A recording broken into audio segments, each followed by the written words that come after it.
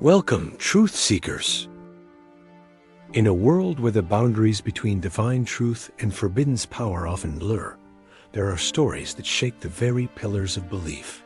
One of the most chilling and enigmatic tales preserved in ancient texts tells of two angels, Harut and Marut, sent from the heavens to the heart of a city drowning in darkness, Babylon.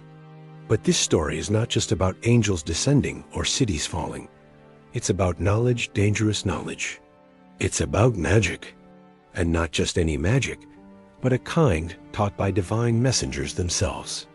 Now pause for a moment and ask yourself, why would angels, pure beings created by God, free from sin, descend to earth, only to teach human sorcery? Why would celestial beings engage in something we've been told is forbidden? And what exactly was happening in Babylon that required such a dramatic intervention? Was this an act of punishment? A test? Or something even deeper perhaps, a divine warning for all of mankind? Next, we'll uncover what history reveals about Babylon during that shadowy age, who Harut and Marut really were, and most importantly, why they taught mankind the very knowledge they were warned to avoid. Because behind the tale lies a message of truth still relevant in our modern world. So stay with us and prepare to walk the line between revelation and mystery, obedience and temptation, heaven and earth. Let's begin with the world they were sent to, Babylon. Welcome to Unleash Facts, the place where history secrets, unsolved mysteries, and mind-blowing truths come to light. To understand why two angels were sent down from the heavens, we must first step into the heart of a civilization that stood at the crossroads of greatness and destruction. Babylon. Babylon wasn't just a city, it was a symbol. A colossal empire that rose along the banks of the Euphrates River in what is now modern-day Iraq.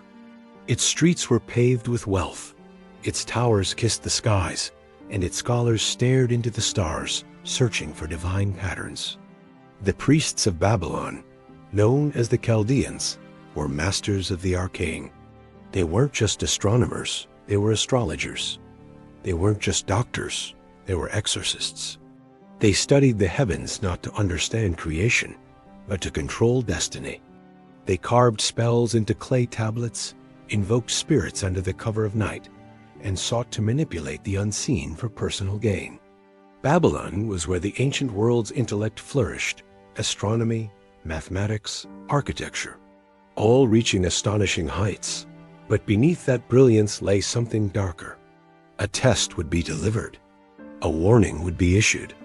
This was an age where power wasn't just political, it was spiritual. It was a time when sorcery wasn't a fringe belief, it was a cultural force. People turned to charms, omens, and magical rites to protect their homes, curse their enemies, win love, or even command jinn. Babylon was drowning in enchantments, and the lines between divine worship and dark manipulation were rapidly blurring. The city had become a stage for temptation, where humans desired control over what should remain in the hands of God. They wanted shortcuts to power, to influence others, to reverse fate, to become gods of their own fate. It's no surprise, then, that Babylon also appears in many religious traditions as a metaphor for spiritual rebellion. In the Bible, it's the Whore of Babylon. In Islamic tradition, it's the ground zero for the descent of Harut and Marut. This wasn't merely a political empire, it was a spiritual battleground. The people weren't just ruled by kings, they were guided, and sometimes misled, by hidden forces. Forces that knew how to speak to human greed, desire, and fear. And it was precisely in this boiling cauldron of brilliance and corruption, enlightenment and illusion, that a divine decision was made. Two angels would descend not to reign, not to punish, but to teach. And with that, we meet them. Now that we understand what Babylon had become, a city bursting with power, temptation, and sorcery, it's time to ask, who were the ones sent to confront it? Harut and Marut were not ordinary beings. According to Islamic tradition, They were two angels, pure, obedient, and untouched by the flaws of mankind. Created from light, they did not eat, sleep, or sin. They asked, "Why forgive humans when they constantly disobey?" In response, it is said, God challenged them. If you were placed in their world, faced with their temptations, would you remain pure? And so, Harut and Marut were sent not as punishment, but as a living lesson. They were given human traits, free will, emotion, and vulnerability. And they were placed in the epicenter of mankind's moral collapse, Babylon. They dwelled in the upper realms, worshiping God with complete devotion. It was not Solomon who disbelieved, but the devils disbelieved, teaching people magic, and that which was revealed to the two angels in Babylon, Harut and Marut. But they do not teach anyone unless they say, "We are only a trial, so do not disbelieve." Yet they were chosen for a mission unlike anything the angelic realm had seen before, to descend to earth, to live among humans. They explained the laws of the spiritual world, but they cautioned against violating them. In essence, they were like doctors teaching about poison, not to make you use it, but to help you understand the cure. To walk through corruption, temptation, and spiritual darkness, not as passive observers, but as direct participants in a divine test. But their mission was not to encourage its use.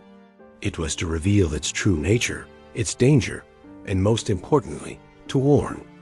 Some claimed it was for protection, others for knowledge. But in truth, many were seduced by the power. The same power that had corrupted Babylon to begin with. But why them? Some traditions narrate that the angels once questioned God's mercy toward mankind. But here's the twist. These angels weren't sent to destroy sorcery. They were sent to teach it. Yes, you heard that right. They arrived in Babylon with knowledge, powerful knowledge. Knowledge of the secrets of magic, the names of the jinn, the forces of the unseen. The Quran tells us in Surah Al-Baqarah, verse 102, and they followed what the devils used to recite during the reign of Solomon. They warned every person who approached them. This is a test. If you use what we teach for evil, you will become a disbeliever. Their lessons were conditional. They taught the workings of magic, but they never encouraged its use. And yet, people came, not to learn the cure, but to seek power. They ignored the warnings. They memorized spells.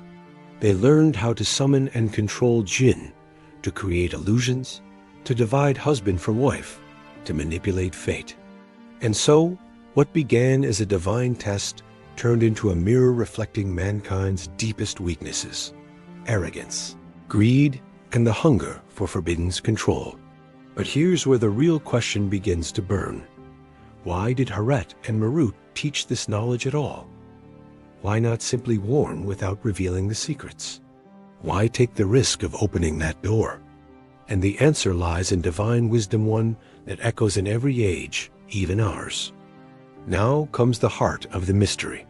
If magic is dangerous, if it can lead to disbelief and spiritual destruction, why would angels sent by God be the ones to teach it?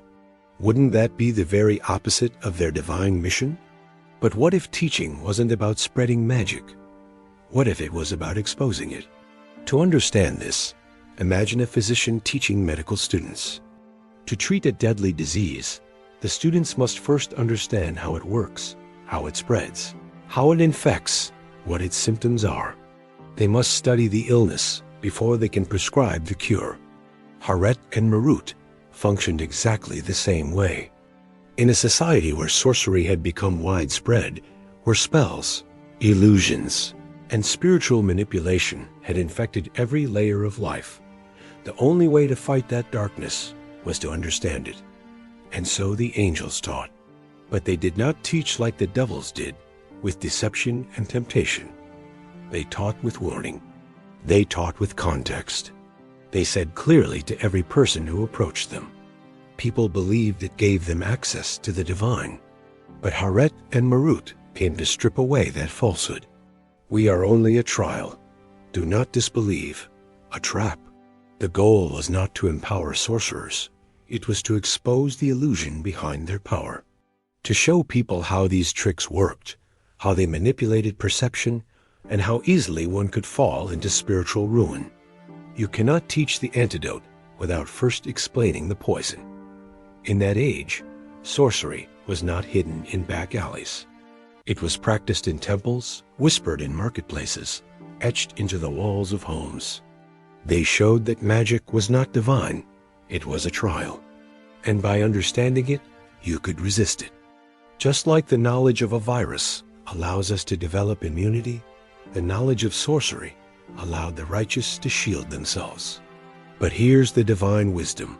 Knowledge in itself is not evil. It is the intention behind its use that defines its worth. A knife in the hands of a healer can save lives. Others used it for evil, knowingly crossing the line, and in doing so, fell into disbelief. A knife in the hands of a murderer can destroy them. Harut and Marut taught both, the disease and the cure, the spell and the warning, the power and the limits of that power, and the responsibility that was left to mankind. Some used the knowledge to protect themselves and to understand the depth of temptation. This was not just a lesson for ancient Babylon. This was a warning for every generation. When power is handed to you, will you use it for good, or will you let it consume you? Because with every form of knowledge, whether magic, science, or technology, there comes a test. A test of faith, a test of purpose, a test of soul.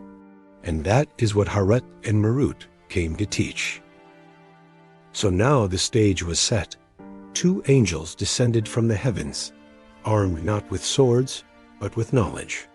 Their mission was crystal clear: to warn, to teach, and to expose the machinery behind the sorcery that had corrupted Babylon. A haunting question echoed through the city's streets. But as they stood before the people, offering truth and warning with every lesson, would mankind listen? One by one, the angels spoke the same words. People came. Merchants, scribes, split marriages, manipulate minds. It became their obsession and served their own ambitions. Craftsmen, even religious figures. They gathered before Harut and Marut not out of humility. They had issued the warning. They had made the choice clear. And yet, many chose disbelief. Not because they were forced, but because they wanted what magic offered more than they wanted the truth, but out of hunger. Magic wasn't a test, it was a tool.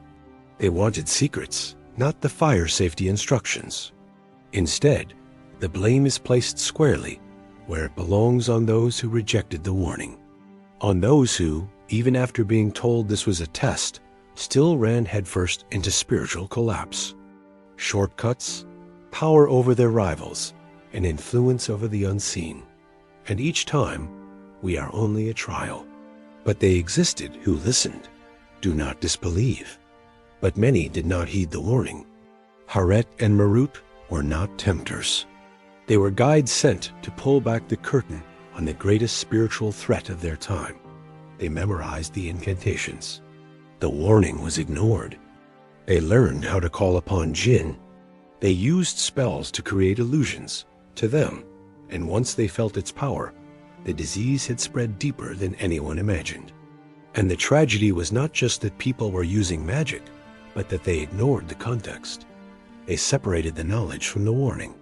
They wanted the fire, and so Babylon, already corrupted, sank deeper into darkness. The angels had done their part, but there were others few who took the knowledge not to use it, but to protect themselves, to understand how the devils tricked people, and to shield their hearts from deception. For those individuals, but for most. And with every act of dark sorcery, they not only harmed others, they harmed themselves. They lost the balance between knowledge and belief.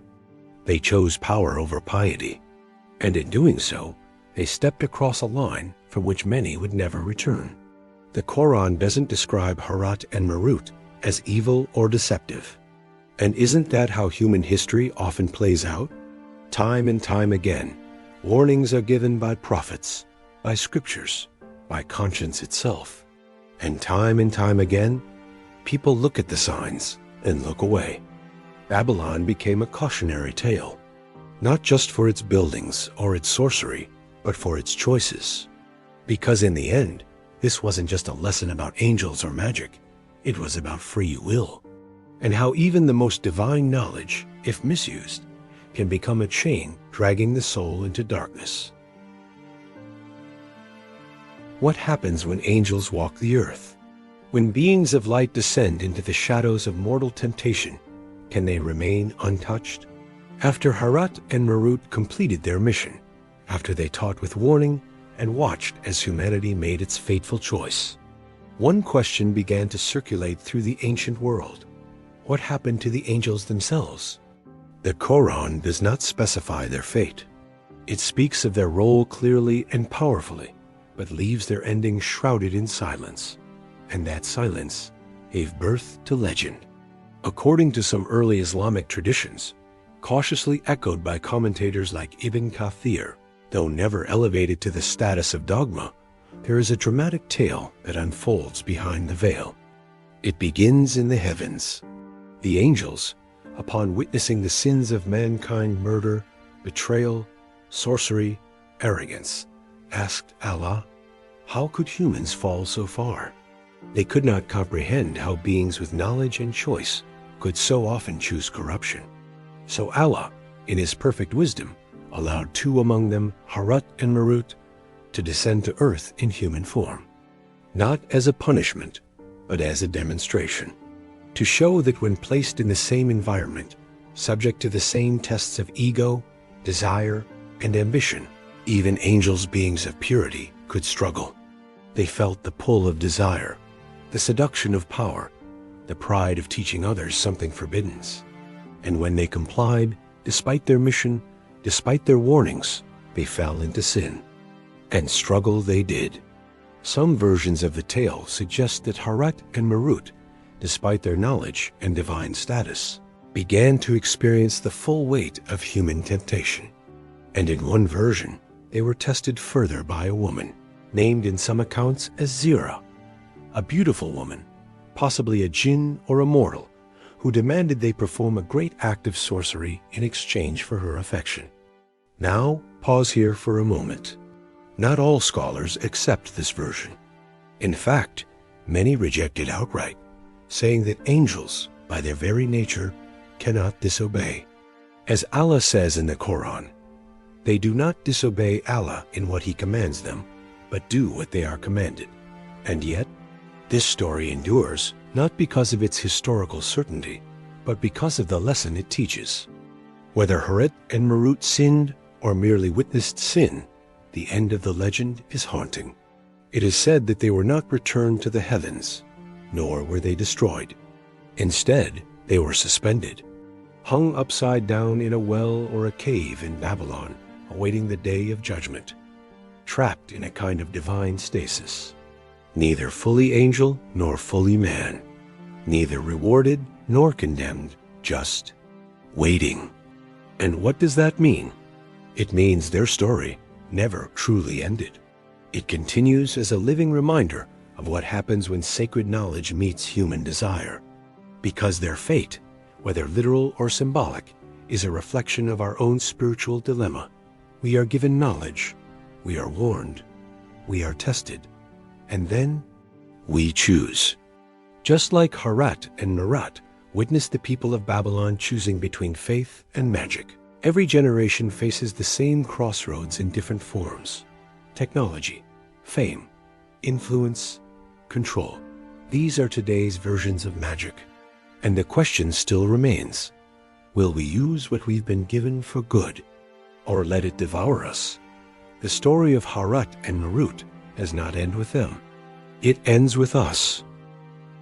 So now we've followed the entire journey from the corruption of ancient Babylon to the descent of Harut and Marut, to the tragic choices made by humanity and the mysterious fate of the two angels themselves. But we're left with something even more important than a story, a warning, because this was never just about ancient times. It was never just about two angels in a distant land, teaching a forgotten kind of magic to people we'll never meet. No, this story is about us. You see, Harut and Marut were sent not to teach people how to dominate, but to teach them discernment. They came not to unleash sorcery, but to expose it. Not to spread temptation, but to show the anatomy of evil. Like spiritual doctors explaining a deadly disease before prescribing the cure, they had to show humanity the virus in order to offer the vaccine. And what did humanity do? Most ignored the warning. They wanted the disease more than the cure. They used what was meant to protect as a weapon to destroy. And so, what began as a lesson in wisdom became a mirror reflecting our deepest flaws. Because even today, thousands of years later, Babylon lives on. Not in bricks or monuments, but in choices. Every time we crave shortcuts, every time we seek influence at the expense of integrity, every time we reach for forbidden knowledge, thinking it will give us power over others, we are walking the very same path. And every time we are warned, by conscience, by scripture, by those who came before, we are faced with the same decision. Will we listen? Or will we turn away, just as the people of Babylon once did? And what of Harut and Marut? Whether they still await the final judgment, or have long returned to the realm of angels, their story remains carved into the spiritual memory of mankind. They were a test not only for those who saw them, but for all generations to come. So the next time you come across something promising power, mystery, or secret control, ask yourself, was it sent to uplift you or test you? Because truth, when misunderstood, becomes poison. And even the purest light, when mishandled, can cast the darkest shadow. The secret of Harut and Marut isn't just a tale of angels and sorcery. It's a timeless reminder that with every gift of knowledge comes the weight of responsibility. And every misuse of that gift brings us closer to disbelief, not because of what we were taught, but because of how we chose to use it. So, truth seekers, remember, not all knowledge is meant to be wielded. Some is meant to be understood, so we may never fall victim to it. Thanks for watching, and see you in the next one.